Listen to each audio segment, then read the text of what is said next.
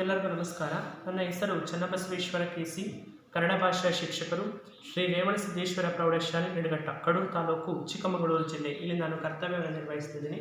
ಆತ್ಮೀಯ 8ನೇ ತರಗತಿ ವಿದ್ಯಾರ್ಥಿಗಳೇ, ನಿಮಗೆಲ್ಲರಿಗೂ ಬೆಳಗಿನ ಶುಭೋದಯಗಳನ್ನು ಹೇಳ್ತಾ, ಪ್ರೀತಿಯ ಮಕ್ಕಳೇ, ಇವತ್ತು ನಾವು ಗದ್ಯ ಭಾಗ 2 ನೀರು ಕೊಡದ ನಾಡಿನಲ್ಲಿ ಅನ್ನುವಂತಹ ಒಂದು ಪಾಠದ ಬಗ್ಗೆ ಕುರಿತು ಚರ್ಚೆಯನ್ನು ಮಾಡೋಣ ಮಕ್ಕಳೇ. ಅದಕ್ಕಿಂತ ಮೊದಲು ನೀರು ಕೊಡದ ನಾಡಿನಲ್ಲಿ ಅನ್ನುವಂತಹ ಒಂದು ಪಾಠವನ್ನು ರಚನೆ ಮಾಡಿರ್ತಕ್ಕಂಥ ನೇಮಿ ಚಂದ್ರ ಅನ್ನುವಂತಹ ಒಬ್ಬ ಕವಯಿತ್ರಿಯ ಪರಿಚಯವನ್ನು ನಾವು ಇವತ್ತು ಮಾಡ್ಕೊಳ್ಳೋಣ ಮಕ್ಕಳೇ. ನೇಮಿ ಚಂದ್ರ, ಶ್ರೀಮತಿ ನೇಮಿ ಚಂದ್ರ ಅವರು ಚಿತ್ರದುರ್ಗದಲ್ಲಿ ಜುಲೈ 16, 1959 ಜನಿಸ್ತಾರೆ. ಜುಲೈ 16, 1959ರಲ್ಲಿ ಏನ್ ಮಾಡ್ತಾರೆ ಮಕ್ಕಳೇ, ಅವರು ಜನಿಸ್ತಾರೆ.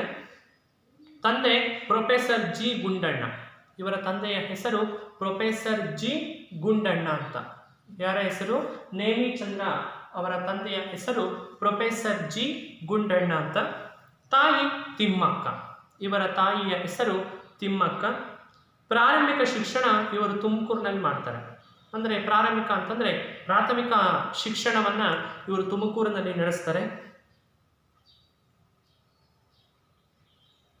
ಮೈಸೂರಿನಲ್ಲಿ ಪೂರೈಕೆಯನ್ನು ಮಾಡ್ತಾರೆ.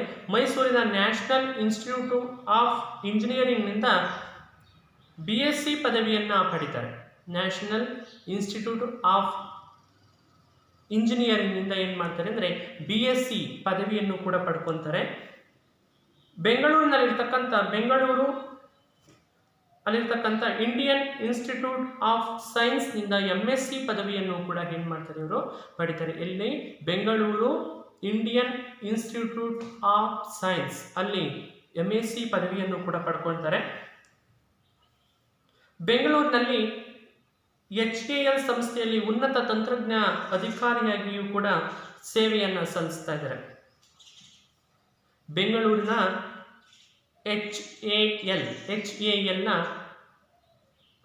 HAL ಸಂಸ್ಥೆಯ ಉನ್ನತ ಅಧಿಕಾರಿಯಾಗಿಯೂ ಕೂಡ ಈಗ ಇವರು ಸೇವೆಯನ್ನು ಸಲ್ಲಿಸ್ತಾ ಇದ್ದಾರೆ.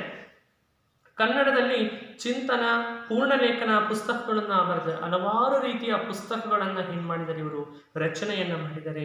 ಇವರ ಪ್ರಮುಖ ಕೃತಿಗಳು ಯಾವ್ಯಾವು?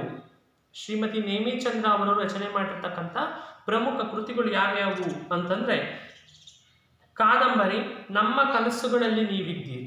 ಇವರು ರಚನೆ ಮಾಡಿರ್ತಕ್ಕಂಥ ಕಾದಂಬರಿ ಯಾವ್ದು ಮಕ್ಕಳೇ? ನಮ್ಮ ಕನಸಿನಲ್ಲಿ ನೀವಿದ್ದೀರಿ. ಮತ್ತೆ ಬರೆದ ಕಥೆಗಳು, ನೇಮಿ ಚಂದ್ರನ ಕಥೆಗಳು ಮುಂತಾದ ಕಥಾ ಸಂಕಲನಗಳನ್ನು ಏನು ಮಾಡಿದ್ದಾರೆ, ಇವರು ರಚನೆಯನ್ನು ಮಾಡಿದ್ದಾರೆ. ಒಂದು ಕನಸಿನ ಪಯಣ, ಪೆರುವಿನ ಪವಿತ್ರ ಕಣಿವೆಯಲ್ಲಿ ಇವರು ರಚನೆ ಮಾಡಿರ್ತಕ್ಕಂಥ ಪ್ರವಾಸ ಕಥನ, ಬದುಕು ಬದಲಿಸಬಹುದು, ಇವರು ರಚನೆ ಮಾಡಿರ್ತಕ್ಕಂಥ ಅಂಕಣ ಬರಹ. ಬದುಕು ಬದಲಿಸಬಹುದು, ಇದು ಇವರ ರಚನೆಯ ಅಂಕಣ ಬರಹ ಆಗಿದೆ. ಇನ್ನು ಹಲವಾರು ರೀತಿಯ ಕೃತಿಗಳನ್ನು ಏನು ಮಾಡಿದ್ದಾರೆ, ಇವರು ರಚನೆಯನ್ನು ಮಾಡಿದ್ದಾರೆ. ಪೆರುವಿನ ಪವಿತ್ರ ಕಣಿವೆಯಲ್ಲಿ ಈ ಕೃತಿಗೆ ಕರ್ನಾಟಕ ಸಾಹಿತ್ಯ ಪ್ರಶಸ್ತಿಯೂ ಕೂಡ ದೊರಕಿದೆ. ನೃಪತುಂಗ ಪ್ರಶಸ್ತಿ, ಅತ್ತಿಮೆಬ್ಬೆ ಪ್ರಶಸ್ತಿಗಳು ಕೂಡ ಏನು ಮಾಡಿದ ಮಕ್ಕಳು ಇವರಿಗೆ ಸಂದಿದವೆ. ಇನ್ನು ಹಲವಾರು ಸಂಘ ಸಂಸ್ಥೆಗಳು ಇವರಿಗೆ ಪ್ರಶಸ್ತಿ ಪ್ರದಾನಗಳನ್ನು ಕೂಡ ಮಾಡಿದವೆ. ಇನ್ನು ಹಲವಾರು ರೀತಿಯ ಕೃತಿಗಳನ್ನು ಕೂಡ ಇವರು ರಚನೆಯನ್ನು ಮಾಡಿದ್ದಾರೆ ಮಕ್ಕಳೇ. ಈಗ ಈ ಪಾಠದ ಆಶಯ ನಮಗೆ ಏನು ತಿಳಿಸ್ಕೊಡುತ್ತೆ? ಈ ಪಾಠದ ಸಾರಾಂಶ ಏನು ತಿಳಿಸ್ಕೊಡುತ್ತೆ ಅಂದರೆ, ವಿಶ್ವದ ಜಾಗತೀಕರಣದ ಹೊಡೆತಕ್ಕೆ ಸಿಲುಕಿದ ನಮ್ಮ ನಗರಗಳಿಂದ ಏನಾಗ್ತಿದ್ದಾವೆ, ಕೊಳ್ಳು ಬಾಕತನವನ್ನ, ಲಾಭಕೋರತನವನ್ನ ಹುಟ್ಟು ಹಾಕಿ ದೇಶದ ಮಾರುಕಟ್ಟೆಯಾಗಲು ಹೊರಟಿರುವುದು ಬಲು ಅಪಾಯಕಾರಿ ಎಂಬ ವೈಚಾರಿಕ ಚಿಂತನೆಯನ್ನು ಏನು ಮಾಡುತ್ತೆ ಈ ಪಾಠ ನಮಗೆ ತಿಳಿಸ್ಕೊಡುತ್ತೆ. ಕೊಳ್ಳು ಭಾಗತನ, ಬರೀ ಲಾಭ, ಬರೀ ಮೋಸ ಮಾಡ್ತಕ್ಕಂಥದ್ದು, ಬರೀ ವಂಚನೆಯನ್ನು ಮಾಡ್ತಕ್ಕಂಥದ್ದು, ಜನರಿಗೆ ಗೊತ್ತಿರದಂತೆ ವಂಚನೆಯನ್ನು ಮಾಡ್ತಕ್ಕಂಥದ್ದು, ಎಲ್ಲದರಲ್ಲಿಯೂ ಕೂಡ ಏನಾಗಿದೆ, ನಮ್ಮ ದೇಶ ಅಂತಕ್ಕಂಥದ್ದು ಈಗ ಸಿಗಾಕಿಕೊಂಡಿದೆ. ನಮ್ಮ ಸಂಸ್ಕೃತಿಯ ಹಿರಿಮೆಯನ್ನು, ನಮ್ಮ ಸಂಸ್ಕೃತಿ ಅಂತದ್ದು, ನಮ್ಮ ಕನ್ನಡ ಸಾಹಿತ್ಯ ಕ್ಷೇತ್ರ ಅಂತದ್ದು, ನಮ್ಮ ಕನ್ನಡದ ಸಂಸ್ಕೃತಿ ಅಂತದ್ದು ಅನ್ನೋದ್ರ ಬಗ್ಗೆ ಇಲ್ಲಿ ತಿಳಿಸ್ಕೊಡ್ತಾರೆ. ಕಾಪಾಡಿಕೊಳ್ಬೇಕಾಗಿರ್ತಕ್ಕಂತಹ ಅನಿವಾರ್ಯತೆಯನ್ನು ನೀರು ಕೊಡದ ನಾಡಿನಲ್ಲಿ ಗದ್ಯ ಭಾಗದಲ್ಲಿ ನಾವು ಇಲ್ಲಿ ನೋಡ್ತೀವಿ. ನಮ್ಮ ಸಂಸ್ಕೃತಿಯನ್ನು ನಾವು ಯಾವ ರೀತಿ ಕಾಪಾಡಿಕೊಳ್ಬೇಕು, ನಮ್ಮ ಸಂಸ್ಕೃತಿ ಯಾವ ರೀತಿ ಇದೆ ನಾವು ತಿಳಿದು ಯಾವ ರೀತಿ ನಾವು ಸಂಸ್ಕೃತಿಯನ್ನು ಅರಿತುಕೊಳ್ಬೇಕು, ಅದನ್ನು ನಾವು ಕಾಪಾಡಿಕೊಳ್ಳೋದು ಹೇಗೆ ನಮ್ಮ ಸಂಸ್ಕೃತಿಯನ್ನು ಅನ್ನೋದ್ರ ಬಗ್ಗೆ ಈ ನೀರು ಕೊಡದ ನಾಡಿನಲ್ಲಿ ಅನ್ನುವಂತಹ ಈ ಗದ್ಯ ಭಾಗ ನಮಗೆ ತಿಳಿಸ್ಕೊಡ್ತೀವಿ ಮಕ್ಕಳೇ. ಗದ್ಯ ಭಾಗ 2 ನೀರು ಕೊಡದ ನಾಡಿನಲ್ಲಿ. ರಚನೆ ನೇಮಿಚಂದ್ರ ಪ್ರವೇಶ. ವಿಶ್ವವು ಜಾಗತೀಕರಣದ ಹೆಸರಿನಲ್ಲಿ ಪ್ರಕೃತಿಯಿಂದ ಮಾನವನಿಗೆ ಉಚಿತವಾಗಿ ಲಭ್ಯವಾಗಬಹುದಾಗಿರ್ತಕ್ಕಂಥ ಗಾಳಿ, ಬೆಳಕು, ನೀರು, ಆಹಾರ ಪದಾರ್ಥಗಳಂತಹ ವಸ್ತುಗಳನ್ನು ಏನು ಮಾಡಿದ್ದಾರೆ, ಹಣಗಳಿಸುವ ಮಾರ್ಗವನ್ನಾಗಿ ಪರಿವರ್ತನೆ ಮಾಡಿದ್ದಾರೆ. ನೋಡಿ, ಪ್ರಕೃತಿಯಲ್ಲಿ ಜನಿಸಿ ಪ್ರಕೃತಿಯ ಮಡಿಲಲ್ಲಿ ವಾಸ ಮಾಡ್ತಕ್ಕಂಥ ಮನುಷ್ಯನಿಗೆ ಅತಿ ಅವಶ್ಯಕವಾಗಿರ್ತಕ್ಕಂಥ ವಸ್ತುಗಳು ಯಾವ್ಯಾವು ಅಂತಂದರೆ ಗಾಳಿ, ನೀರು, ಬೆಳಕು ಮತ್ತು ಆಹಾರ ಪದಾರ್ಥಗಳು ಮಾನವನಿಗೆ ಬದುಕಲು ಅತಿ ಅವಶ್ಯಕವಾಗಿರ್ತಕ್ಕಂಥ ವಸ್ತುಗಳು. ಅಂದರೆ ಗಾಳಿ, ನೀರು, ಬೆಳಕು, ಆಹಾರ. ಈ ಎಲ್ಲವನ್ನು ಕೂಡ ಈಗ ಸಮಾಜ ಏನಾಗ್ತಾ ಇದೆ ಅಂತಂದರೆ, ಈ ವಿಜ್ಞಾನ ಏನು ಮಾಡ್ತಾ ಇದೆ ಅಂತಂದರೆ, ಹಣ ಗಳಿಸುವುದಕ್ಕೋಸ್ಕರ ಏನು ಮಾಡ್ತಾ ಇದೆ, ಬೇರೆ ಬೇರೆ ರೀತಿಯ ಮಾರ್ಪಾಡುಗಳನ್ನು ಏನು ಮಾಡ್ತಾ ಇದೆ, ಇಲ್ಲಿ ಹುಟ್ಟು ಹಾಕಿಕೊಂಡಿದೆ. ಹಣ ಗಳಿಸುವ ಒಂದು ಪರಿವರ್ತನೆಗಾಗಿ ಹೊರಟಿರ್ತಕ್ಕಂಥದ್ದು ತುಂಬ ಅಪಾಯಕಾರಿಯಾಗ್ತಾ ಇದೆ. ಭಾರತೀಯರಾದ ನಾವು ಮಾನವೀಯತೆಗೆ ಬೆಲೆ ಕೊಡಬೇಕು. ನಾವು ಭಾರತೀಯರೆಲ್ಲರೂ ಕೂಡ ನಾವೇನು ಮಾಡ್ತೀವಿ, ಮಾನವೀಯತೆಗೆ ಬೆಲೆಯನ್ನು ಕೊಡ್ತೀವಿ. ಬಳಲಿ ಬಂದವರಿಗೆ ನೀರು, ಹಸಿದು ಬಂದವರಿಗೆ ಅನ್ನವಿಕ್ಕಿ ಮೌಲ್ಯಯುತ ಸಂಸ್ಕೃತಿಯನ್ನು ಕಾಪಾಡಿಕೊಂಡು ಬಂದಿರತಕ್ಕಂಥದ್ದು ವಿಶ್ವವೇ ಹೆಮ್ಮೆ ಕೊಡುವ ಸಂಗತಿಯಾಗಿದೆ. ನೋಡ್ರಿ, ನಮ್ಮ ಭಾರತೀಯ ಪರಂಪರೆ ಹೇಗೆ ಅಂತಂದರೆ, ಹಸಿದು ಬಂದವರಿಗೆ ಅನ್ನವನ್ನು ಕೊಡೋದು, ನೀರಡಿಕೆಯಾಗಿ ಬಂದಿರತಕ್ಕಂಥವರಿಗೆ ನೀರನ್ನು ಕೊಟ್ಟು ಅವರು ತೃಪ್ತಿ ಪಡುವಂತೆ ಕಾಪಾಡಿಕೊಳ್ತಕ್ಕಂಥ ಅವರ ಮಾನವೀಯತೆ ಮೌಲ್ಯವನ್ನು ಬೆಳೀತಕ್ಕಂಥದ್ದು ಇಲ್ಲಿ ನಾವು ನಮ್ಮ ಭಾರತೀಯ ಸಂಸ್ಕೃತಿಯಲ್ಲಿ ಕಾಣ್ತೀವಿ. ಅದು ಈಗ ಏನಾಗ್ತಾ ಇದೆ ಅಂತಂದರೆ, ಕಾಲಕ್ಕೆ ತಕ್ಕಂತೆ ಏನಾಗ್ತಾ ಇದೆ, ಕ್ಷೀಣಿಸ್ತಾ ಹೋಗ್ತಾ ಇದೆ. ಇದು ನಮ್ಮ ಭಾರತೀಯ ಸಂಸ್ಕೃತಿಗೆ ತುಂಬ ಅಪಾಯಕಾರಿ ಅಂತ ಏನು ಮಾಡ್ತಾ ಇದ್ದಾರೆ, ಇಲ್ಲಿ ನೇಮಿಚಂದ್ರ ಅವರು ತಮ್ಮ ನೀರು ಕೊಡದ ನಾಡಿನಲ್ಲಿ ಅನ್ನುವಂತಹ ಒಂದು ಪಾಠದಲ್ಲಿ ಇಲ್ಲಿ ತುಂಬ ಸುಂದರವಾಗಿ ನಮ್ಮ ಮಾನವೀಯತೆಯ ಬಗ್ಗೆ ತುಂಬ ವರ್ಣನೆಯನ್ನು ಮಾಡಿದ ಮಕ್ಕಳೇ. ಈಗ ಪಾಠ, ಭಾರತದಿಂದ ಹೊರಗೆ ಕಾಲಿಟ್ಟರೆ ಉಳಿದ ಎಲ್ಲವೂ ನೀರು ಕೊಡದ ನಾಡುಗಳು. ನಮ್ಮ ಭಾರತ ದೇಶದಿಂದ ನಾವು ಹೊರದೇಶಕ್ಕೆ ಹೋದ್ವಿ ಅಂತಂದರೆ ಎಲ್ಲ ದೇಶಗಳು ಕೂಡ ನೀರು ಕೊಡದ ನಾಡುಗಳು, ಅಂದರೆ ಕೇಳಿದ್ರು ಕೂಡ ನೀರನ್ನು ಕೊಡದೇ ಇರತಕ್ಕಂಥ ನಾಡುಗಳು ಎಂಬುದು ನನ್ನ ಇಲ್ಲಿಯವರೆಗಿನ ಅನುಭವ. ಇದು ನೇಮಿಚಂದ್ರವರ ಅನುಭವ ಆಗಿದೆ. 2 ವಾರ ಕಳೆದಿದೆ, ಊರೂರು ಅಂದದ್ದಾಯಿತು. 2 ವಾರದಿಂದಲೂ ಕೂಡ ಏನು ಮಾಡ್ತಿದ್ದಾರೆ, ನೇಮಿಚಂದ್ರ ಅವರು ಊರೂರನ್ನು ಅರಿತಾ ಇದ್ದಾರೆ. ಅಲ್ಲಿ ಹೋಗೋದು, ಪ್ರೇಕ್ಷಣೀಯ ಸ್ಥಳಗಳನ್ನು ನೋಡೋದು, ಬೇರೆ ಕಡೆ ಹೋಗೋದು, ಅಲ್ಲಿಯ ಪ್ರೇಕ್ಷಣೀಯ ಸ್ಥಳಗಳನ್ನು ನೋಡೋದು, ಬರೀ ಊರೂರು ಸುತ್ತುತ್ತಾ ಇದ್ದಾರೆ. ದಿನವೂ ಅಸಾಧ್ಯ ಬಾಯಾರಿಕೆ. ಯಾಕಂದರೆ ನಡೆದೋಡ್ಬೇಕಾದ್ರೆ ಬಿಸಿಲಿರುತ್ತೆ, ಬಿಸಿಲಿಂದ ಬಾಯಾರಿಕೆ ಆಗುತ್ತೆ, ದಾಹ ಆಗುತ್ತೆ, ಅಥವಾ ನೀರು ಬೇಕೇ ಬೇಕಾಗುತ್ತೆ.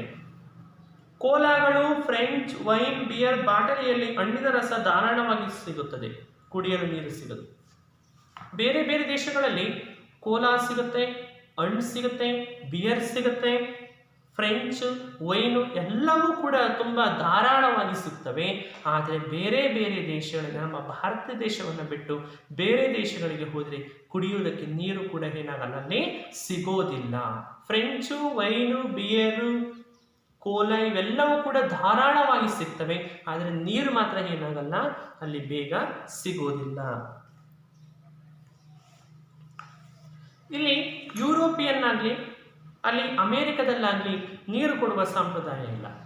ಯಾರಾದರೂ ಬಾಯಾರಿಕೆಯಾಗಿ ಬಂದು ಯಾರ ಹತ್ರ ನಾನು ಕೇಳಿದರೆ ಅಲ್ಲಿ ನೀರು ಕೊಡ್ತಕ್ಕಂಥ ಸಂಪ್ರದಾಯ ಅನ್ನೋದು ಇಲ್ಲ. ನಾವೇನು ಮಾಡ್ತೀವಿ, ಯಾರಾದರೂ ತುಂಬ ದೊಡ್ಡದು ಬಂದು ಒಂದಿವ್ಸ ನೀರು ಕೊಡವ ಅಂತ ನಾವೇನಾದ್ರು ಕೇಳಿದರೆ ಏನು ಮಾಡ್ತೀವಿ, ನಾವು ತಂತು ಹಾಕಿ ಕೊಡ್ತೀವಿ ಅಲ್ವಾ. ಯಾರಾದರೂ ಕೇಳಿ, ನಮ್ಮ ಭಾರತೀಯ ಸಂಸ್ಕೃತಿ ಅಂತಹ ಸುಸಂಸ್ಕೃತಿಯಾಗಿರ್ತಕ್ಕಂಥ ಸಂಸ್ಕೃತಿ. ಆದರೆ ಬೇರೆ ದೇಶದಲ್ಲಿ ಆ ರೀತಿ ಇಲ್ಲ. ಹಿಂದೆ ಇತ್ತೇನೋ, ನೇಮಿಚಂದ್ರ ಅವರು ಹೇಳ್ತಾರೆ, ಹಿಂದೆ ಇತ್ತೇನೋ, ಈಗಂತೂ ಇಲ್ಲ. ನೀರು ಸಲೀಸಾಗಿ ಎಲ್ಲಿಂದರಲ್ಲಿ ಪುಕ್ಕಟೆಯಾಗಿ ನಿಮಗೆ ನಿಲ್ದಾಣಗಳು ಖಂಡಿತ ಸಿಗೋದು. ಬೇರೆ ಬೇರೆ ದೇಶಗಳಲ್ಲಿ ನೀರು ನಮ್ಮ ದೇಶದಾಗ ಎಲ್ಬೇಕಲ್ಲಿ ಹರಿದೋಗ್ತಾವಲ್ಲ, ಹಂಗೆ ಬೇರೆ ದೇಶಗಳಲ್ಲಿ ಏನಾಗಲ್ಲ, ನೀರು ಪುಕ್ಸಟ್ಟೆ ಸಿಗಲ್ಲ. ಪುಕ್ಕಟೆ ಅಂದರೆ ಉಚಿತವಾಗಿ ಸಿಗೋದಿಲ್ಲ. ಪುಕ್ಕಟೆ ಅಂದರೆ ಉಚಿತ, ಪುಕ್ಕಟೆಯಾಗಿ ಅಂದರೆ ಉಚಿತವಾಗಿ.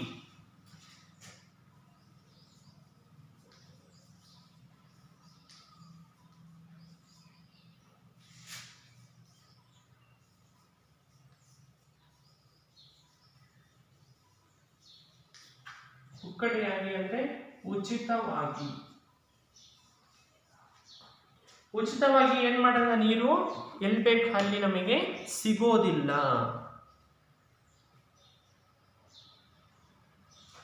ನಮ್ಮಲ್ಲಿ ಅಂತ ರೈಲು ನಿಲ್ದಾಣಗಳಲ್ಲಿ, ಬಸ್ ನಿಲ್ದಾಣಗಳಲ್ಲಿ, ವಿಮಾನ ನಿಲ್ದಾಣಗಳಲ್ಲೂ ದುಡ್ಡಿಲ್ಲದೆ ಕುಡಿಯಬಲ್ಲ ನೀರನ್ನು ಇರಿಸುವುದಿಲ್ಲ. ನಮ್ಮ ದೇಶದಲ್ಲಿ ನೋಡ್ರಿ ಎಲ್ಲಾ ರೈಲು ನಿಲ್ದಾಣಗಳಲ್ಲಿಯೂ ಕೂಡ, ರೈಲ್ವೆ ಸ್ಟೇಷನ್ಗಳಲ್ಲಿಯೂ ಕೂಡ ಏನ್ ಮಾಡಿದ್ದಾರೆ, ಅಲ್ಲದಲ್ಲೇ ನೆಲ್ಲಿಗಳನ್ನ ಮಾಡಿದ್ದಾರೆ. ಬಸ್ ಸ್ಟ್ಯಾಂಡ್ ಅಲ್ಲಿಯೂ ಕೂಡ ಏನ್ ಮಾಡಿದ್ದಾರೆ, ಅಲ್ಲದಲ್ಲೇ ನಲ್ಲಿಗಳನ್ನ ಮಾಡಿದ್ದಾರೆ. ವಿಮಾನಗಳ ನಿಲ್ದಾಣಗಳಲ್ಲಿಯೂ ಕೂಡ ಏನ್ ಮಾಡಿದ್ದಾರೆ, ಅಲ್ಲದಲ್ಲೇ ವಾಟರ್ ನೀರಿನ ಸೌಕರ್ಯವನ್ನ ಮಾಡಿದ್ದಾರೆ. ಆದರೆ ಬೇರೆ ದೇಶದಲ್ಲಿ ನಮ್ಮಂತೆ, ನಮ್ಮ ದೇಶದಂತೆ, ನಮ್ಮ ಭಾರತೀಯ ದೇಶದಂತೆ ಬೇರೆ ದೇಶದಲ್ಲಿ ಏನಾಗಲ್ಲ, ನೀರು ಖಂಡಿತವಾಗಿ ಸಿಗೋದಿಲ್ಲ. ಬಾಯಾರಿದಾಗ ಈಗಲೂ ಹೋಟೆಲ್ ಒಂದಕ್ಕೆ ಒಪ್ಪು ನೀರು ಮಾತ್ರ ಕುಡಿದು ಹೊರ ಬರಬಹುದಾದ ಸವಲತ್ತು ಇಲ್ಲಿಲ್ಲ. ನಾವೇನ್ ಮಾಡ್ತೀವಿ, ಇಲ್ಲಿ ಯಾವ್ದಾದ್ರು ತುಂಬಾ ಬಾಯಾರಿಕೆ ಆಗ್ತದೆ, ಯಾವ್ದಾದ್ರು ಒಂದು ಹೋಟ್ಲಿಗೆ ಹೋಗಿ ನೀರನ್ನ ಕುಡಿದು ಬರ್ತೀವಿ, ಅದಕ್ಕೆ ಯಾರು ದುಡ್ಡು ತಗೊಳೋದಿಲ್ಲ. ಆದ್ರೆ ಅದು ಕೂಡ ಅಲ್ಲಿ ಇಲ್ಲ. ಮನೆಯ ಹೊರಗೆ ಕಾಂಪೌಂಡ್ ಗೋಡೆಗೆ ಸಣ್ಣ ತೊಟ್ಟಿ ಕಟ್ಟಿ ದನಕರುಗಳು ಕುಡಿದು ಹೋಗಲಿ ಎಂದು ನೀರು ತುಂಬಿಡುತ್ತಿದ್ದ ಬಾಲ್ಯದ ದಿನಗಳು ನನಗೆ ನೆನಪಿವೆ. ನೇಮಿಚಂದ್ರ ಅವರ ಬಾಲ್ಯದ ದಿನಗಳಲ್ಲಿ ಅವ್ರ ಮನೆಯ ಮುಂದೆ ಒಂದು ತೊಟ್ಟಿ ಮಾಡಿರ್ತಿದ್ರು. ಆ ತೊಟ್ಟಿಗೆ ಏನ್ ಮಾಡ್ತಾ ಇದ್ರು, ನೀರನ್ನ ಹಾಕಿ ಇಡ್ತಿದ್ರು. ಪಾಪ ಯಾವಾದ್ರು ದನಕರುಗಳು ಬಾಯಾರಿಕೆ ಆಗಿ ಬಂದ್ರೆ ನೀರನ್ನ ಕುಡ್ಕೊಂಡು ಹೋಗ್ಲಿ ಅಂತ ಏನ್ ಮಾಡ್ತಾ ಇದ್ರು. ಇವರ ಬಾಲ್ಯದ ನೆನಪುಗಳಿವು. ಯಾರ ಬಾಲ್ಯದ ನೆನಪುಗಳು? ನೇಮಿಚಂದ್ರ ಅವರ ಬಾಲ್ಯದ ನೆನಪುಗಳಲ್ಲಿ ಇವು ನಡೀತಾ ಇತ್ತು. ನಾನು ದಿಲ್ಲಿಗೆ ಹೋಗಲಿ, ದಿಲ್ಲಿಗೆ ಬಂದು ವಿದೇಶಕ್ಕೆ ಹಾರಿದ್ದೆ. ಈಗ ಅವರು ದಿಲ್ಲಿ ಅಂದ್ರೆ ಡೆಲ್ಲಿ, ದಿಲ್ಲಿ ಅಂದ್ರೆ ಏನು, ಡೆಲ್ಲಿ.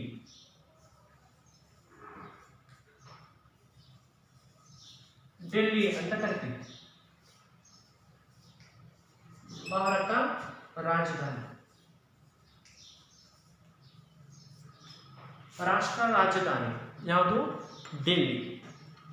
ಡೆಲ್ಲಿಗೆ ಹೋಗಿ ವಿದೇಶಕ್ಕೆ ಹಾರಿದ್ದೆ. ಅಂದ್ರೆ ವಿದೇಶ ಅಂದ್ರೆ ಬೇರೆ ದೇಶಕ್ಕೆ ಏನ್ ಮಾಡಿದ್ರು, ಹೋಗಿದ್ರು. ಹಾರಿದ್ದೆ ಅಂದ್ರೆ ವಿಮಾನದಲ್ಲಿ ಬೇರೆ ದೇಶಕ್ಕೆ ಹೋಗಿದ್ರು. ದಿಲ್ಲಿಯಲ್ಲೋ ಧಗೆಧಗೆ ಬಿಸಿಲು. ಡೆಲ್ಲಿಯಲ್ಲಿ, ದಿಲ್ಲಿ ಅಂದ್ರೆ ಡೆಲ್ಲಿ, ಡೆಲ್ಲಿಯಲ್ಲಿ ಸರಿಯಾದ ಬಿಸಿಲು, ಧಗೆಧಗೆ ಉರಿತಾ ಇತ್ತು ಬಿಸಿಲು. ಆದರೆ ಯಾರೋ ಪುಣ್ಯಾತ್ಮರು ಅಲ್ಲಿ ದೊಡ್ಡ ಮಣ್ಣಿನ ಮಡಿಕೆಗಳಲ್ಲಿ ನೀರು ತುಂಬಿಟ್ಟಿರುತ್ತಿದ್ದರು. ಯಾರೋ ಒಬ್ರು ಪುಣ್ಯಾತ್ಮರು ಏನ್ ಮಾಡಿದ್ರು, ಅಲ್ಲಿ ದೊಡ್ಡ ಕೊಳಾಯಿಯಲ್ಲಿ ಏನ್ ಮಾಡಿದ್ರು, ನೀರನ್ನ ತುಂಬಿಟ್ಟಿದ್ರು. ಅನೇಕ ಗುರುದ್ವಾರಗಳ ಬಳಿ ಸ್ವಯಂ ಸೇವಕರು ನೀರಿನ ದೊಡ್ಡ ಕೊಳಾಯಿ ಹಿಡಿದು ನಿಲ್ಲಿಸಿದ ಆಟೋ, ಬಸ್ಸು ಹಾಗೂ ದಾರಿ ಹೋಕರಿಗೆಲ್ಲ ನೀರು ತುಂಬಿ ತುಂಬಿ ಕುಡಿಸುವುದನ್ನು ನೋಡಿದ್ದೇನೆ. ಅಲ್ಲಿ ಯಾರೋ ಕೆಲವು ಎಲ್ಲಿ ಅಂತಂದ್ರೆ ಗುರುದ್ವಾರಗಳು ಅಂತಂದ್ರೆ 4 ಕಡೆ ರಸ್ತೆಗಳು ಬಂದು ಸಂಧಿಸುವಂತಹ ಸ್ಥಳಗಳಿಗೆ ನಾವು ಗುರುದ್ವಾರಗಳು ಅಂತ ಕರಿತೀವಿ.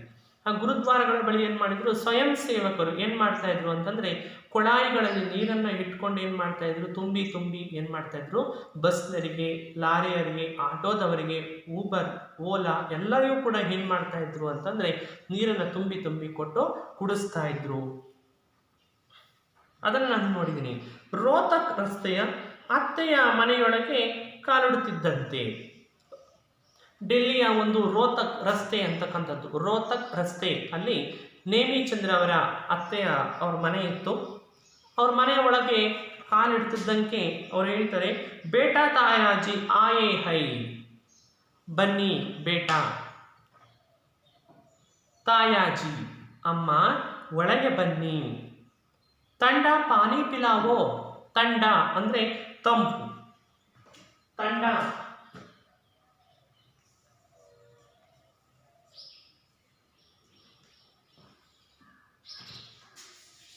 ತಂಡ ಅಂದ್ರೆ ಮಕ್ಕಳೇ ತಂಪು.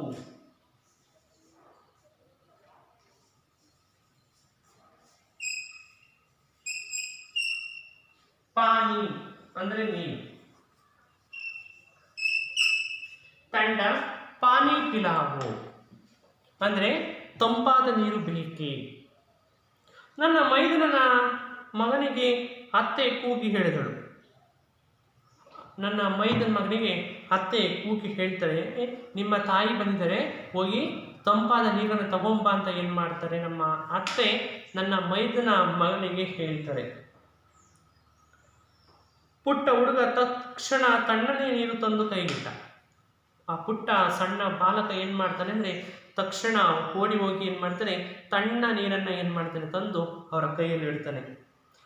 ದಿಲ್ಲಿಯ ಧೂಳು ಆದಿಗಳೆಲ್ಲ ಮರೆತವು. ಆ ನೀರನ್ನು ಕುಡಿದ ತಕ್ಷಣ ಆ ಡೆಲ್ಲಿಯ ಧೂಳು ಆದಿಗಳೆಲ್ಲವೂ ಕೂಡ ಮರೆತೋದು. ಮನಸ್ಸು ತಂಪಾಯಿತು. ಮನೆಗೆ ಬಂದವರಿಗಂತೂ ಮೊದಲು ನೀರು ಕೊಡುವ ಸಂಪ್ರದಾಯ. ಯಾರಾದರೂ ನಾವು ಅತಿಥಿಗಳು ಮನೆಗೆ ಬಂದರೆ ನಾವೇನು ಮಾಡ್ತೀವಿ, ನೀರನ್ನು ಕೊಡ್ತಕ್ಕಂಥ ಸಂಪ್ರದಾಯ ನಮ್ಮದಾಗಿರುತ್ತೆ. ಡಾಬಾ ಆಗಲಿ, ದರ್ಶಿನಿ ಆಗಲಿ, ಪಂಚತಾರ ಹೋಟೆಲೇ ಆಗಲಿ, ಮೊದಲು ನೀರು ಮೇಜಿನ ಮೇಲೆ ಕುಳಿತುಕೊಳ್ಳುತ್ತದೆ. ಯಾವುದೇ ಹೋಟೆಲ್ಗಳಿಗೆ ಹೋಗ್ರಿ, ಅವರು ಮೊದಲು ತಂದು ಕೊಡ್ತಕ್ಕಂಥದ್ದು ನೀರು. ನಾವು ಈಗ ಕೆಲವು ಅತಿಥಿಗಳು ಯಾರಾದ್ರೂ ಮನೆಗೆ ಬಂದರೆ ನಾವೇನು ಮಾಡ್ತೀವಿ, ಮೊದಲು ನೀರನ್ನು ಕೊಡ್ತೀವಿ, ಆಮೇಲೆ ಮಜ್ಜಿಗೆ ಕುಡಿತೀರ ತಂಪು ಅಂತ ಮಜ್ಜಿಗೆಯನ್ನು ಕೂಡ ಕೊಡ್ತೀವಿ ಅಲ್ವಾ. ಹೋಟೆಲ್ಗಳಲ್ಲಿ ಮೊದಲು ಕೊಡ್ತಕ್ಕಂಥದ್ದು ಯಾವುದು, ನೀರು.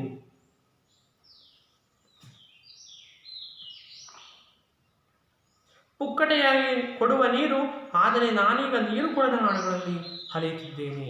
ನೀರು ನಮ್ಮ ದೇಶದಲ್ಲಿ ಪುಕ್ಕಟೆಯಾಗಿ ಸಿಗ್ತಾ ಇತ್ತು. ಪುಕ್ಕಟೆಯಾಗಿ ಅಂದರೆ ಉಚಿತವಾಗಿ ಸಿಗ್ತಾ ಇತ್ತು.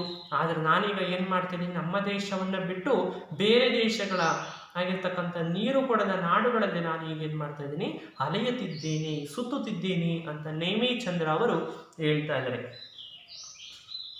ಮ್ಯಾಕ್ಡೊನಾಲ್ಡ್ ನಂತಹ ಅಗ್ಗದ ಫಾಸ್ಟ್ ಫುಡ್ ಜಾಯಿಂಟ್ಸ್ಗೆ ಹೋಗಿ, ವೈಭವದ ಪಂಚತಾರ ಹೋಟೆಲ್ಗಳಿಗೆ ಹೋಗಿ ನೀರು ಇಡುವ ಅಥವಾ ಕೊಡುವ ಸಂಪ್ರದಾಯವೇ ಇಲ್ಲಿಲ್ಲ.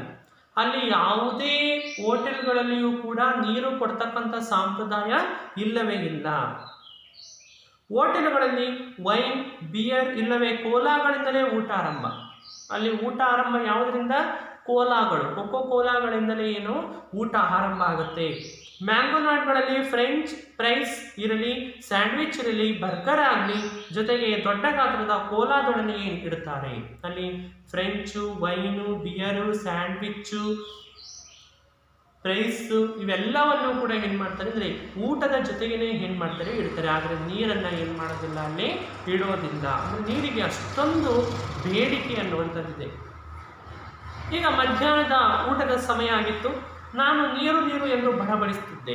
ನೇಮಿಚಂದ್ರ ಅವರು ಮಧ್ಯಾಹ್ನ ಊಟದ ಸಮಯ ಆಗಿಬಿಟ್ಟಿತ್ತು. ಅವರೇನು ಮಾಡಿದ್ರು ಅಂದರೆ, ಅಯ್ಯೋ ನನಗೆ ನೀರು ಬೇಕು, ನೀರು ನೀರು ನೀರು ಅಂತ ಏನು ಮಾಡ್ತಾಯಿದ್ರು ಅಂತಂದರೆ ಬಡಬಡಿಸ್ತಾ ಇದ್ರು. ಸಣ್ಣ ಬಾಟಲಿಯಲ್ಲಿ ನೀರು ಬರುತ್ತಿತ್ತು.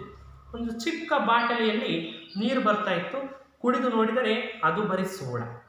ಅದನ್ನು ಕುಡಿದ್ರೆ ಬರೀ ಸೋಡಾ ಅಲ್ಲ, ವಾಟರ್ ಎನ್ನುತ್ತಿದ್ದೆ. ಆದರೆ ಅದು ನೋಡಿದರೆ ಸೋಡಾ ಅಲ್ಲ, ಇರೋದು ಸೋಡಾ, ಆದರೆ ಕುಡಿದು ನೋಡಿದರೆ ಅದು ಸೋಡಾ ಆಗಿರುತ್ತೆ. ಹಾಗೆ ನೋಡಿದ್ರೆ ಅದು ವಾಟರ್ ಆಗಿ ಕಾಣುತ್ತೆ.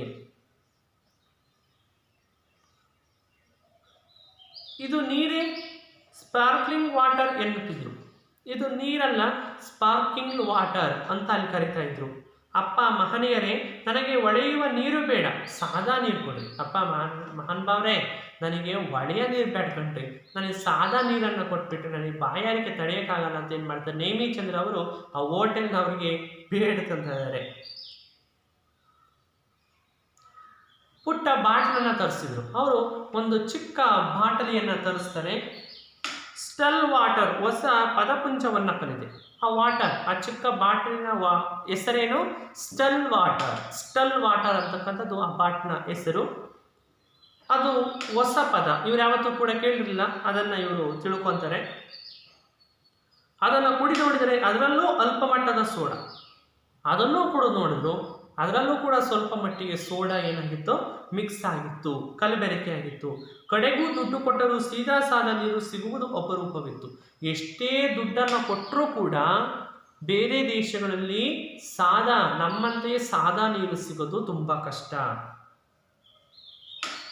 ಏಕೆ ಹೀಗೆ, ಯಾಕೆ ಹಿಂಗೆ, ನೀರು ಯಾಕೆ ಸಿಗಲ್ಲ?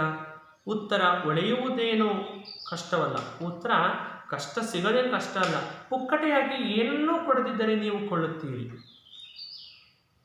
ಪುಕ್ಕಟೆಯಾಗಿ ಏನನ್ನು ಕೊಡದೇ ಇದ್ದರೆ ನಾವೇನು ಮಾಡ್ತೀವಿ, ಕೊಂಡ್ಕೊಂಡಾನು ಊಟ ಮಾಡ್ತೀವಿ ಅಲ್ವಾ. ಈಗ ನಮಗೆ ಯಾವ್ದಾದ್ರು ಒಂದು ವಸ್ತು ನಮಗೆ ಪುಕ್ಕಟೆಯಾಗಿ ಉಚಿತವಾಗಿ ಸಿಗಲ್ಲ ಅಂದರೆ ನಾವೇನು ಮಾಡ್ತೀವಿ, ಅವಶ್ಯಕತೆ ಇದ್ದಾಗ ನಾವೇನು ಮಾಡ್ತೀವಿ, ಅದನ್ನು ಕೊಂಡ್ಕೊಂಡು ನಾವು ಅದನ್ನು ಬಳಸ್ಕೊಳ್ತೀವಿ. ಕೊಳ್ಳುತ್ತಿರುವುದು ಸೀದಾ ಸಾದಾ ಅಲ್ಲ ಎಂದು ನಂಬಿಸಿದರೆ ಮತ್ತಷ್ಟು ಕೊಳ್ಳುತ್ತೀವಿ. ನಾವೇನು ಮಾಡ್ತೀವಿ, ನಾವು ಕೊಂಡುಕೊಳ್ಳುವಂತಹ ವಸ್ತು ಅದು ಮಾಮೂಲಿ ವಸ್ತು ಅಲ್ಲ ಅಂತ ನಮಗೆ ಗೊತ್ತಾದ ನಾವೇನು ಮಾಡ್ತೀವಿ, ಇನ್ನೂ ಜಾಸ್ತಿ ಏನು ಮಾಡ್ತೀವಿ, ಅದನ್ನು ಕೊಳ್ಳುತ್ತೀವಿ.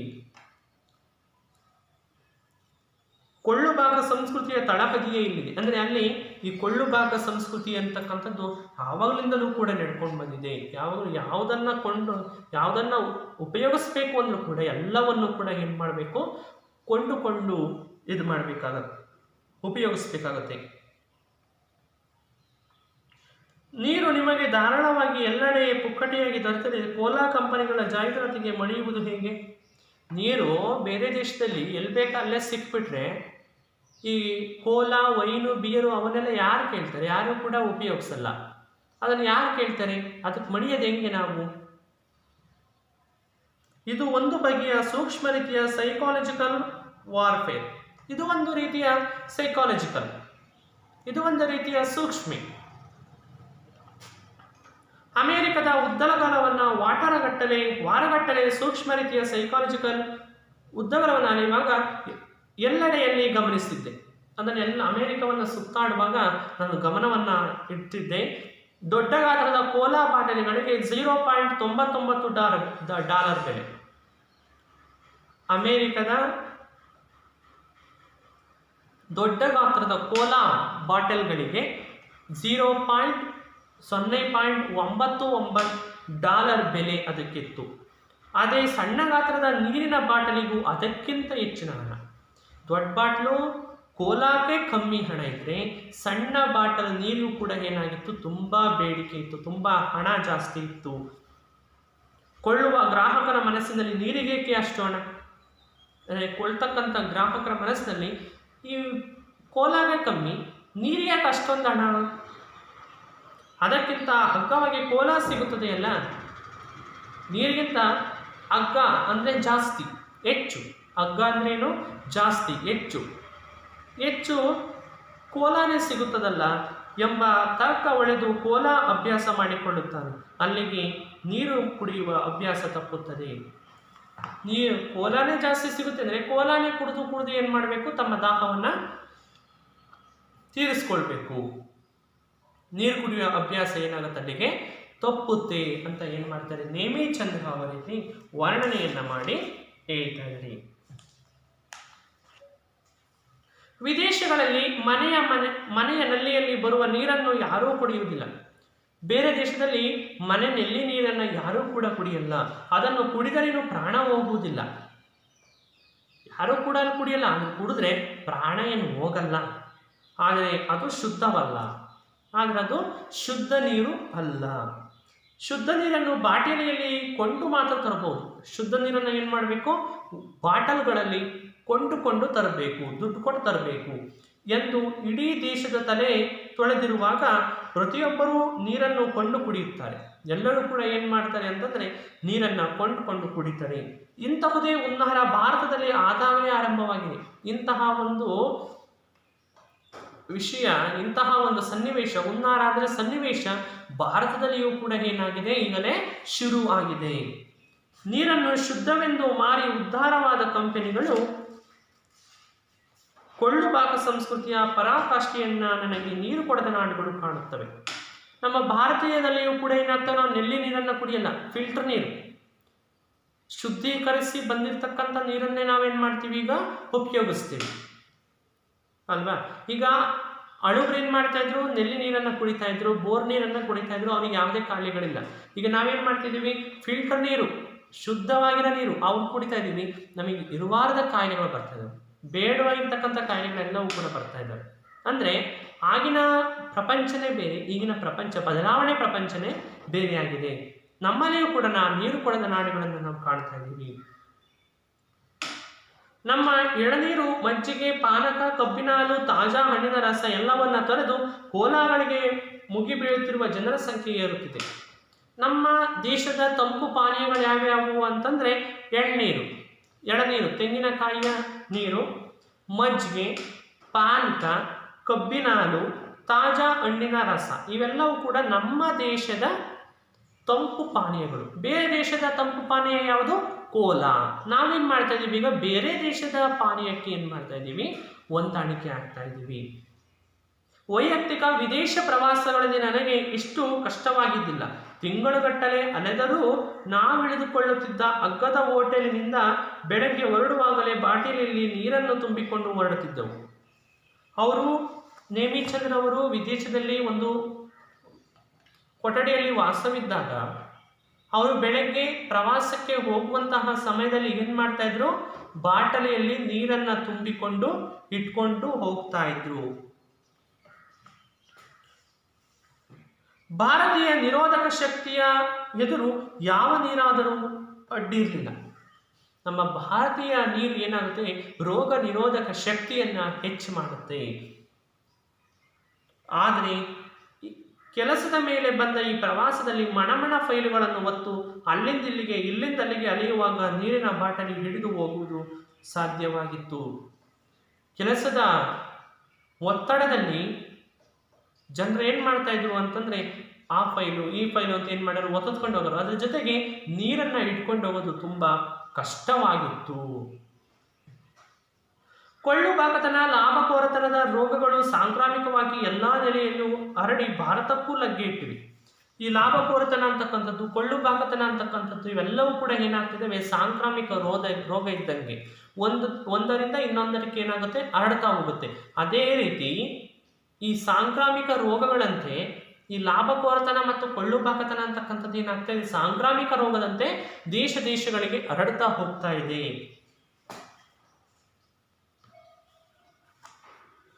ತೀರಾ ಇತ್ತೀಚಿನ ದಿನಗಳಲ್ಲಿ ಗಾಢವಾದ ನಮ್ಮೆಲ್ಲರಿಗೂ ಅನುಭವವಾಗಿದೆ. ಸಂಸ್ಕೃತಿಯ ಮೇಲೆ ದಾಳಿ ಎನ್ನುವಾಗ ನಮ್ಮ mother's day, father's day, Valentine day ಆಚರಿಸುವುದು ಅಷ್ಟು ದೊಡ್ಡ ಅನಾಹುತವಾಗಿ ಕಾಣಿಸುವುದಿಲ್ಲ. ನೋಡ್ರಿ, ನಾವು ಹಲವಾರು ರೀತಿಯ ಡೇಗಳನ್ನು ಆಚರಣೆ ಮಾಡ್ತೀವಿ. ಫಾದರ್ಸ್ ಡೇ ತಂದೆಯ ದಿನ, ಮದರ್ಸ್ ಡೇ ತಾಯಿ ದಿನ, ವ್ಯಾಲೆಂಟೈನ್ಸ್ ಡೇ ಅಲ್ವಾ, ವ್ಯಾಲೆಂಟೈನ್ ಅಂತಂದರೆ ಪ್ರೇಮಿಗಳ ದಿನ. ಇನ್ನು ಹಲವಾರು ರೀತಿಯ ದಿನಗಳನ್ನು ನಾವು ಆಚರಣೆ ಮಾಡ್ತೀವಿ. ಡೈಲಿ ತಿಂಗಳಿಗೆ ಒಂದೊಂದು ದಿನಗಳು ಬರ್ತವೆ ಅಲ್ವಾ. ಎಲ್ಲವನ್ನೂ ಕೂಡ ನಾವೇನು ಮಾಡ್ತೀವಿ, ವಿದೇಶಗಳು ಯಾವ ರೀತಿ ಆಚರಣೆ ಮಾಡ್ತವೋ ಅದೇ ರೀತಿ ನಾವು ಕೂಡ ಏನು ಮಾಡ್ತಾ ಇದ್ದೀವಿ, ಈಗ ಆಚರಣೆಯನ್ನು ಮಾಡ್ತಾ ಇದ್ದೀವಿ. ಹೊಸ ದಿನಗಳೆಲ್ಲ ಉಕ್ಕಿದ ಪ್ರೀತಿಯ ದ್ಯೋತಕವಲ್ಲ, ಗಿಫ್ಟು, ಗ್ರೀಟಿಂಗ್ ಕಾರ್ಡ್ ಮಾರುವ ಹೊಸ ಹುನ್ನಾರಗಳೆಂದು ಸರ್ವರಿಗೂ ವೇದ್ಯವಾಗಿದೆ. ನಾವು ಏನಾದ್ರು ಈಗ ಬಹುಮಾನವನ್ನು ಕೊಡ್ತೀವಿ ಅಂದರೆ ಗಿಫ್ಟ್ ಕಾರ್ಡ್ಗಳನ್ನು ಕೊಡ್ತೀವಿ, ಗ್ರೀಟಿಂಗ್ ಕಾರ್ಡ್ಗಳನ್ನು ಕೊಡ್ತೀವಿ, ಅನ್ನೋ ಹಲವಾರು ರೀತಿಯ ವಿಧವಾದ ರೀತಿಯಾಗಿರ್ತಕ್ಕಂಥ ಪ್ರಶಸ್ತಿಗಳನ್ನು ನಾವೇನು ಮಾಡ್ತೀವಿ, ಪ್ರದಾನ ಮಾಡ್ತಾ ಇದ್ದೀವಿ. ಆದರೆ ನನಗೆ ಗಾಬರಿ ಹುಟ್ಟಿಸುವುದು ನಮ್ಮ ಭಾರತೀಯ ಸಂಸ್ಕೃತಿಯ ಬುನಾದಿಯನ್ನು, ಜೀವನ ಶೈಲಿಯನ್ನು, ನಂಬಿಕೆಗಳನ್ನು, ಮೌಲ್ಯಗಳನ್ನು, ಸಂಸ್ಕೃತಿಯ ಬುನಾದಿಯನ್ನು ಅಲುಗಿಸುವ ಕೊಳ್ಳು ಬಾಕತನ. ಈ ಕೊಳ್ಳು ಬಾಕತನ ಅಂತಕ್ಕಂಥದ್ದು ಏನಾಗ್ತಾ ಇದೆ ಅಂತಂದರೆ, ನಮ್ಮ ಭಾರತೀಯ ಸಂಸ್ಕೃತಿಯ ಪರಂಪರೆಯನ್ನೇ ಏನು ಮಾಡ್ತಾ ಇದೆ ಅಂತಂದರೆ ಹದಗೆಡಿಸ್ತಾ ಇದೆ. ನಮ್ಮ ಜೀವನ ಶೈಲಿಯನ್ನು, ನಮ್ಮ ನಂಬಿಕೆಯನ್ನು ಏನು ಮಾಡ್ತಾ ಇದೆ, ಕೊಳ್ಳು ಬಾಕತನ ಅಂತಕ್ಕಂಥದ್ದು ನಾಶವನ್ನು ಪಡಿಸ್ತಾ ಇದೆ. ಅಗತ್ಯಗಳಲ್ಲಿ ನಡೆದು ಹೋಗುತ್ತಿದ್ದ ಬದುಕು ಇಂದು ಬೇಕುಗಳ ಬಲೆಗೆ ಬಿದ್ದಿದೆ. ಅಗತ್ಯ ಇದ್ದದ್ದನ್ನು ನಾವು ಏನು ಮಾಡ್ತಾ ಇದ್ವಿ ಅಂತಂದರೆ ತಗೊಂಡು ಸ್ವೀಕಾರವನ್ನು ಮಾಡ್ತಾ ಇದ್ವಿ. ಈಗೆಲ್ಲವೂ ಕೂಡ ನಮ್ಮ ಜೀವನ ಅಂತಕ್ಕಂಥದ್ದು ಬೇಕುಗಳಿಗೆ ಹೋಗಿ ಸಿಗಾಕೊಂಡಿದೆ. ಬೇಕುಗಳು ಅಂತಂದರೆ ಯಾವುದೂ ಕೂಡ ನಮ್ಮ ಸ್ವಂತದ್ದಾಗಿರೋದಿಲ್ಲ, ಎಲ್ಲವನ್ನೂ ಕೂಡ ನಾವೇನು ಮಾಡಬೇಕಾಗಿದೆ, ತಗೊಂಡು ತಿನ್ನಬೇಕಾಗಿದೆ. ಆ ಪರಿಸ್ಥಿತಿಗೆ ನಾವೇನು ಮಾಡ್ತಾ ಇದ್ದೀವಿ, ಈಗ ಭಾರತೀಯರಾಗಿರ್ತಕ್ಕಂಥ ನಾವುಗಳು ವಿದೇಶದಂತೆ ನಾವು ಕೂಡ ಏನು ಮಾಡ್ತಿದ್ದೀವಿ, ಅದನ್ನೇ ಅನುಸರಣೆ ಮಾಡ್ಕೊಂಡು ಬರ್ತಾ ಇದ್ದೀವಿ.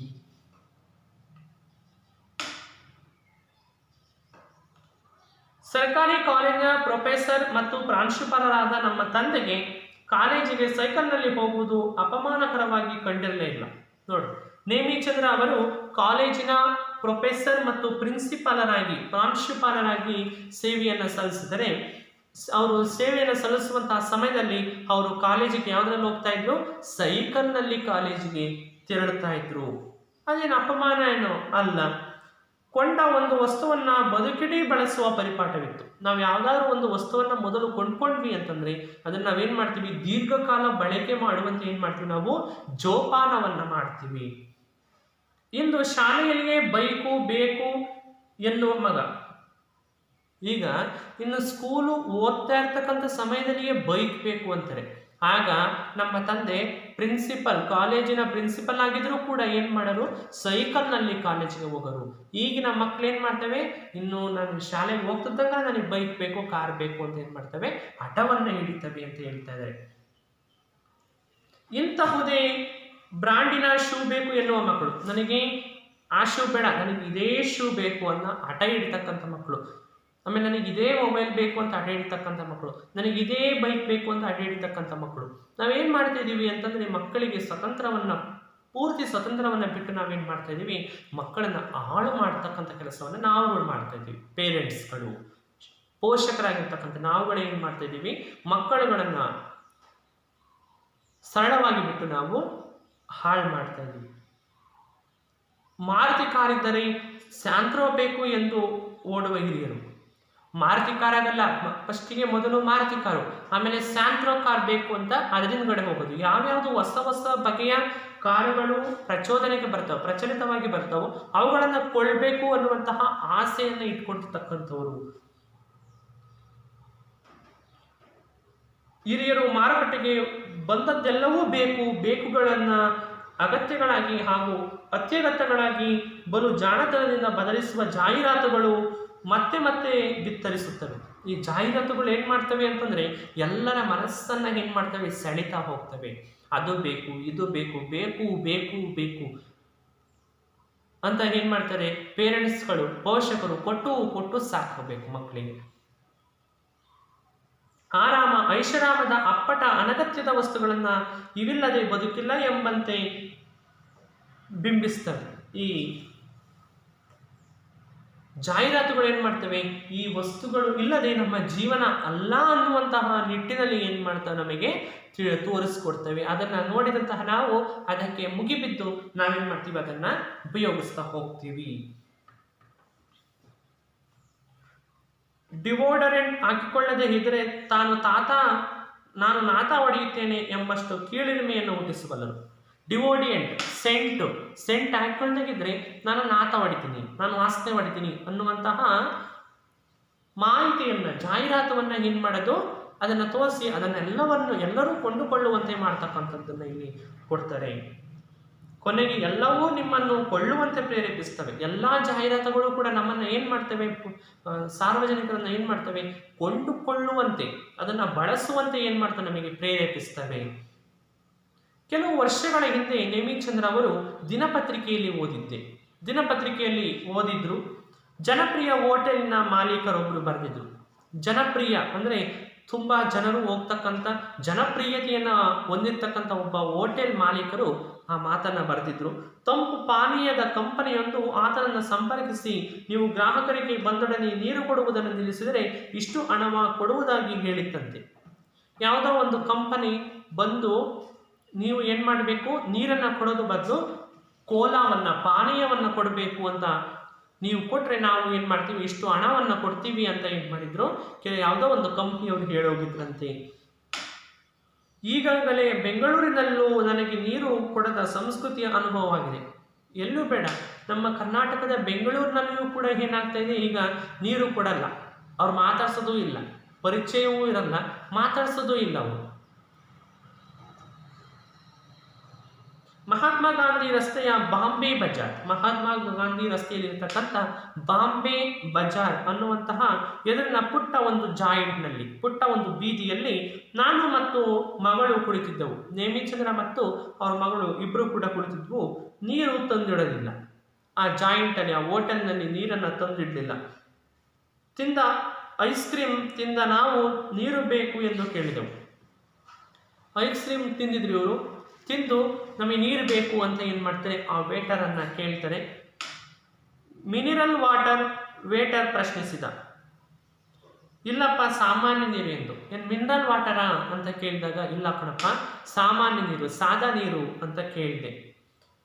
ಮಾಯವಾದ ವೇಟರ್ 15 ನಿಮಿಷ ಆದರೂ ಬರಲೇ ಇಲ್ಲ.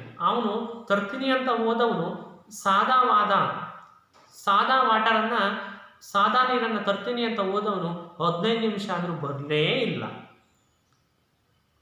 ಕಾದು ಸುಸ್ತಾಗಿ ಕೊನೆಗೆ ಕೌಂಟರಿಗೆ ಹೋಗಿ ಬಿಲ್ಲು ಕೊಟ್ಟು ಹೊರಬಿದ್ದೆವು. ಕಾದು ಸುಸ್ತಾಗಿ ಏನು ಮಾಡಿದ್ವು ಅಂತಂದರೆ, ಕೌಂಟರಿಗೆ ಹೋಗಿ ಊಟದ ಬಿಲ್ಲನ್ನು ಕೊಟ್ಟು ಏನು ಮಾಡ್ತಾರೆ, ಹೊರಗಡೆ ಬರ್ತಾರೆ. ಅದೇ ವೇಟರ್ ಪುಟ್ಟ ಪುಟ್ಟ ಬಾಟಲ್ಗಳಲ್ಲಿ ಮಿನರಲ್ ವಾಟರ್ಗಳನ್ನು ಬೇರೆ ಬೇರೆ ಮೇಜಿಗೆ ಸರಬರಾಜು ಮಾಡುವುದು ಕಂಡಿತು. ಅದೇ ವೇಟರ್ ಏನು ಮಾಡ್ತಾ ಇದ್ದ ಅಂತಂದ್ರೆ, ಪುಟ್ಟ ಪುಟ್ಟ ಬಾಟಲಿಗಳನ್ನು ಬೇರೆ ಬೇರೆ ಮೇಜುಗಳಿಗೆ ಕೂತಿರ್ತಕ್ಕಂಥ ಜನರಿಗೆ ಏನ್ ಮಾಡ್ತಾ ಇದ್ರು ಅಂತಂದ್ರೆ ಸರಬರಾಜು ಮಾಡ್ತಾ ಇದ್ದ. ಮಿನರಲ್ ವಾಟರ್ ಎಂದ ಅವರು ಕೇಳಿದ ಭಂಗಿ ಭಾವ ಹೇಗಿರುತ್ತದೆ ಎಂದರೆ, ನಿಮಗೆ ಆರ್ಡಿನರಿ ವಾಟರ್ ಎಂದು ಹೇಳಲು ಹಿಂಜರಿಕೆ ಆಗಬೇಕು. ಆ ಮಿನರಲ್ ವಾಟರನ್ನು ಕುಡಿಯೋದು ಅವರಿಗೆ ಆರ್ಡಿನರಿ ವಾಟರನ್ನು ಕುಡಿದಂತೆ ಆಗಿತ್ತಂತೆ. ಆದರೆ ನಿಜಕ್ಕೂ ಆಘಾತವಾದದ್ದು. ಅಂದರೆ ನಮ್ಮ ಸಂಸ್ಕೃತಿ ಅಂತಕ್ಕಂಥದ್ದು ಮಕ್ಕಳೇ ಎಲ್ಲಿಗೆ ಹೋಗ್ತಾ ಇದೆ? ನಮ್ಮ ಸಂಸ್ಕೃತಿ ಯಾಗಿದ್ದಂತಹ ಸಂಸ್ಕೃತಿ, ನಮ್ಮ ಸಂಸ್ಕೃತಿಯನ್ನು ಏನಾಗ್ತದೆ ಈಗ ನಾಶವನ್ನು ಹೋಗ್ತಾ ಇದೆ. ತೀರಾ ಇತ್ತೀಚೆಗೆ ಮಾಲತಿಯೊಡನೆ ಇಂದಿರಾನಗರದ ಮುಖ್ಯ ರಸ್ತೆಯ ಪುಟ್ಟ ಜಾಯಿಂಟ್ಗೆ ಹೊಸ ಬಗೆಯ ಐಸ್ ಕ್ರೀಮ್ ತಿನ್ನುವ ಬೈಕಲ್ಲಿ ಹೋಗಾಗ ಮಿಸಿಪಿಡ್ ಮಟ್ಪಿ ಎಂದು ಎಲ್ಲೋ ಪತ್ರಿಕೆಯಲ್ಲಿ ಓದಿದ್ದ ಮಾಲತಿ ಆರ್ಡರ್ ಮಾಡಿದ್ರು. ಒಂದು ಪುಟ್ಟ ಜಾಯಿಂಟ್ಗೆ ಹೋದ್ರು. ಜಾಯಿಂಟ್ ತುಂಬ ಐಸ್ ಕ್ರೀಮ್ ತಿನ್ನಬೇಕು ಅನ್ನೋ ಆಸೆ ಇತ್ತು ಅವರಿಗೆ. ಆ ಜಾಯಿಂಟ್ಗೆ ಹೋಗಿ ಅಲ್ಲಿ ಮಿಸಿಪಿಡ್ ಮಟ್ಪಿ ಅನ್ನುವಂತಹ ಒಂದು ಐಸ್ ಕ್ರೀಮನ್ನು ಆರ್ಡರ್ ಮಾಡ್ತಾರೆ. ದೊಡ್ಡ ಬಿಳಿ ಪಿಂಗಾಣಿ ತಟ್ಟೆಯಲ್ಲಿ ಕೇಕ್ ಮತ್ತು ಐಸ್ ಕ್ರೀಮ್ ಇರಿಸಿ ಮೇಲೆ ಕೋಕೋ ಪುಡಿ ಉದುರಿಸಿ ಆಕರ್ಷಕವಾಗಿ ತಂದಿಟ್ಟರು. ಕೇಕು ಮತ್ತೆ ಐಸ್ ಕ್ರೀಮನ್ನು ಇಟ್ಕೊಂಡು ಏನು ಮಾಡ್ತಾರೆ, ಅದಕ್ಕೆ ಕೋಕೋ ಕೋಲಾ ಪುಡಿಯನ್ನು ಹಾಕಿ ಆಕರ್ಷಕವಾಗಿ ತುಂಬ ಚೆನ್ನಾಗಿ ಕಾಣುವಂತೆ ತಂದಿಡ್ತಾರೆ. ಬೆಲೆ 100 ರೂಪಾಯಿ. ಅದರ ಬೆಲೆ ಎಷ್ಟಿತ್ತು? 100 ರೂಪಾಯಿ ಇತ್ತು. ಎಂದಾಗ ಔಹಾರಿದ್ದುಂಟು. ಅಬ್ಬಾ 100 ರೂಪಾಯ ಅಂತ ಔಹಾರಿದ್ದುಂಟು. ಇಲ್ಲೂ ನೀರು ಕೊಟ್ಟಿರಲಿಲ್ಲ. ಅಲ್ಲಿಯೂ ಕೂಡ ಆ ಜಾಯಿಂಟ್ನಲ್ಲಿಯೂ ಕೂಡ ಏನು ಮಾಡಿರಲಿಲ್ಲ, ನೀರನ್ನು ಕೊಟ್ಟಿರಲಿಲ್ಲ. ನೀರು ಕೊಡಿ ಎಂದೆ. ನನಗೆ ನೀರನ್ನು ಕೊಡಿ ಅಂತ ಕೇಳಿದೆ. ಮಿನರಲ್ ವಾಟರ್, ಅಲ್ಲಿಯೂ ಕೂಡ ಮಿನರಲ್ ವಾಟರ್ ಎಂದಳು. ಸರ್ವ್ ಮಾಡುತ್ತಿದ್ದ ಹುಡುಗಿ, ಇಲ್ಲ ಸಾಧಾರಣ ನೀರು ಎಂದರೆ ನಿಮ್ಮಲ್ಲಿ ಸಾಧಾರಣ ನೀರು ಇಲ್ಲ ಎಂದೇ ಬಿಡುವುದೇ? 100 ರೂಪಾಯಿ ಐಸ್ ಕ್ರೀಮ್ ತಿಂದರೂ ಪುಕ್ಕಟೆಯಾಗಿ ಒಂದು ಲೋಟ ನೀರು ಕೊಡದ ಜಾಯಿಂಟ್ಗಳಿವು. ಇಲ್ಲಿ ಸಾದಾ ನೀರಿಲ್ಲ, ಮಿನರಲ್ ವಾಟರೇ ಇರೋದು. 100 ರೂಪಾಯಿ ಕೊಟ್ಟು ಐಸ್ ಕ್ರೀಮ್ ತಿಂದರೂ ಕೂಡ ದುಡ್ಡು ಕೊಟ್ಟು ನೀವು ಸಾದಾ ನೀರನ್ನು ಕುಡಿತೀವಿ ಅಂದರೂ ಕೂಡ ಅಲ್ಲಿ ನೀರು ನಮಗೆ ಸಿಗೋದಿಲ್ಲ. ಅಂತಹ ಜಾಯಿಂಟ್ಗಳು ಇವು. ಮತ್ತೆ 10-20 ಪಡೆದು ಮಿನರಲ್ ವಾಟರ್ ಮಾರುವ ಹುನ್ನಾರ. 10 ರೂಪಾಯಿ 20 ರೂಪಾಯಿ ತಗೊಂಡು ಏನು ಮಾಡ್ತಾರೆ ಅಂತಂದರೆ ಮಿನರಲ್ ವಾಟರನ್ನು ಕೊಡ್ತಾರೆ. ನನಗೆ ರೇಗೆ ಹೋಯಿತು. ಇವರಿಗೆ ಸಿಟ್ಟು ಬಂದ್ಬಿಡ್ತು. ಯಾರಿಗೆ? ನೇಮಿಚಂದ್ರ ಅವರಿಗೆ ಸಿಟ್ಟು ಬಂತು.